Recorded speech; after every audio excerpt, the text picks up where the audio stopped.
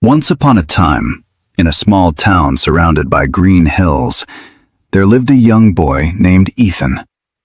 He was 15, curious, quiet, and full of dreams.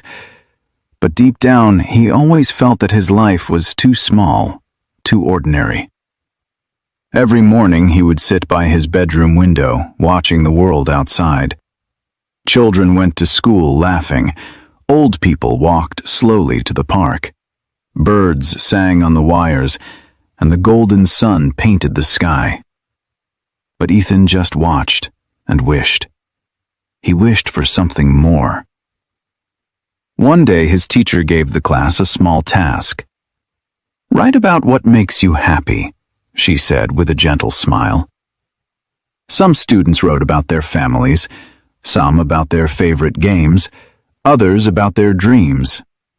But Ethan couldn't think of anything. He stared at the blank page, feeling empty inside. When the bell rang, he quietly packed his bag and left the classroom. That evening, as he sat by his window again, he noticed something new. Across the street, in the building opposite his house, there was a hospital window. A girl around his age was sitting beside it. She was thin and pale. A soft scarf covered her head, but her smile was bright and peaceful. Ethan began to notice her every day. Sometimes she read a book, sometimes she painted. Sometimes she just looked at the sunset, her eyes full of light.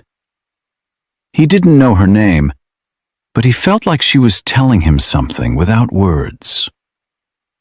One afternoon, Ethan decided to wave. To his surprise, the girl waved back. The next day, he took a big sheet of paper, wrote in bold letters, "Hi, what's your name?" and held it up to his window. The girl smiled and held her own note. "Lily, what's yours?" Ethan laughed and wrote, "Ethan, nice to meet you, Lily." Day after day, they talked through notes about books, about dreams, about their favorite things. Lily told him that she was fighting cancer. She couldn't leave the hospital, but she said she never lost hope. "Hope," she wrote, "one day is like my window. It helps me see the world even when I can't go out." Those words touched Ethan deeply. He realized how lucky he was to walk, to run, to breathe freely. He had complained about his small life, while Lily was living each day with courage and grace. Weeks passed. Ethan started drawing pictures and holding them up to the window. Lily clapped and laughed every time. He read poems aloud so she could hear from across the street. Her eyes would shine with joy. But one morning, she wasn't there. Her window was empty. No books, no painting, no Lily. Ethan waited for hours, then days. His heart grew heavy. He hoped she would come back. A week later, he couldn't wait anymore.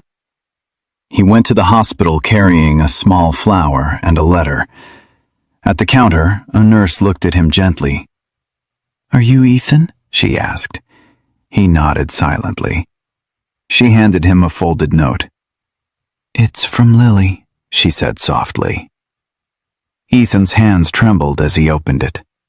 The note read, "Dear Ethan, if you're reading this, I might be somewhere better where there's no pain. But don't be sad. You gave me laughter when I needed it most. You reminded me that life isn't about how long we live, but how deeply we feel it. Promise me one thing, life fully. Dream boldly. And when you look out your window, smile, because I'll be smiling too." Tears rolled down Ethan's face. That evening he sat by his window again. The sun was setting, painting the sky in orange and pink. He whispered softly, "Thank you, Lily." From that day on, Ethan changed. He started enjoying little things: the sound of rain, the laughter of his friends, the smell of fresh bread from the bakery. He began helping others, volunteering at the hospital and writing stories about hope and kindness. His first story was called The Window of Hope. Years later, Ethan became an English teacher. On the wall of his classroom, he placed a painting of a window filled with sunlight. Below it, he wrote Lily's words.